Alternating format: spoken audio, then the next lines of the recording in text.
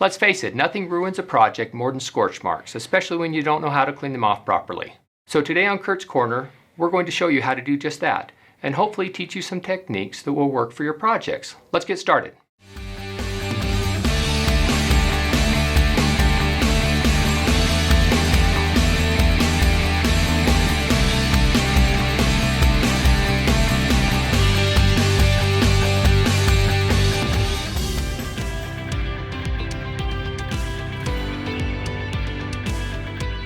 Cutting with a laser basically means you're burning through wood.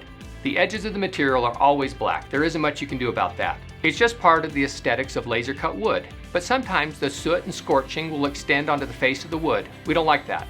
This is more of a problem with thicker wood. To cut 1/4 inch thick wood, you have to use a slower speed. This allows more time for the laser to cut through the thicker material. But that will lead to more burning and so more discoloration. So what do we do about that? One method is to mask the wood. When using masking, make sure it is a high enough tack or stickiness to stay attached to the wood. If masking comes up, then it creates a fire hazard.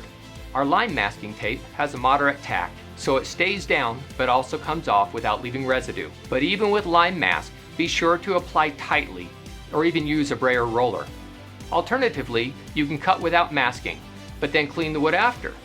There are many proposed methods out there on the internet. For this video, we want to do a head-to-head comparison to see which one works the best.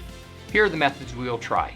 The methods we're going to try are mineral spirits, Goo Gone,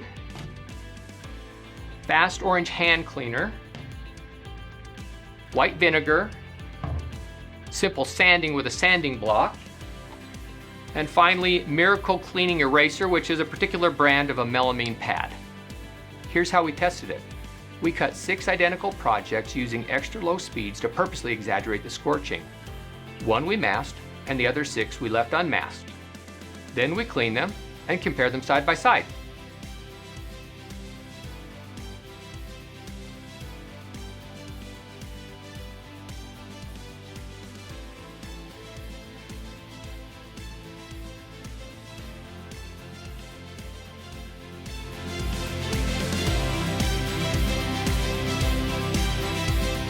So let's look at the mineral spirits first. If we compare it to the original board, it took the discoloration off pretty well, but it also added a little bit of a finish to it. This is dried for about maybe 2 to 3 hours, so this may lighten some more, but I think it actually kind of added a finish to it.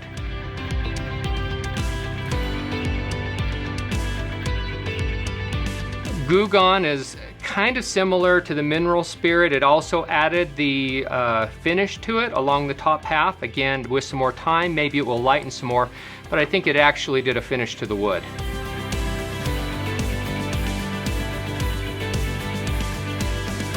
The fast orange did actually a really great job. It removed all the discoloration and it didn't stain the wood, so I'm really impressed with that. It did actually lighten the engraving a little bit, so it actually took some of that darkness out compared to the others. But that's no big deal.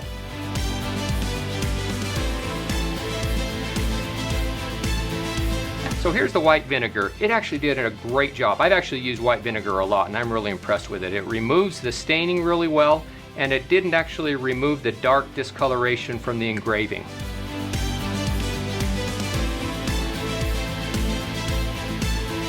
Now sanding, actually I was really impressed with the sanding. I didn't actually have to sand this very hard.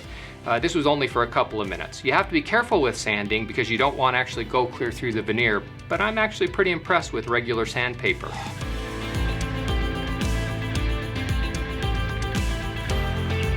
Finally, the melamine pad, I don't know, it just didn't do real well. Maybe other people have had better success with it.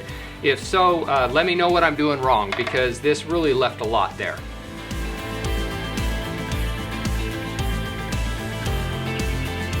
So now let's look at the masking. So I'm going to go ahead and peel back this masking here, because this should be the gold standard. So we're going to take the masking all the way off. Unfortunately, what I hate about masking, why I would almost rather clean it, is because of weeding out all of the small pieces here. Okay, so here is with the masking removed, and it did a great job. So obviously the masking is great, but if we compare it to the sanding, I think the sanding does an equally good job. If we compare it to the white vinegar, I think the white vinegar also does an equally good job. So overall, my assessment would be that the white vinegar probably in the sanding might be the best route. Thanks for stopping by today, and make sure you like, comment, and subscribe if you like what we're doing, and hit the notification bell for future videos.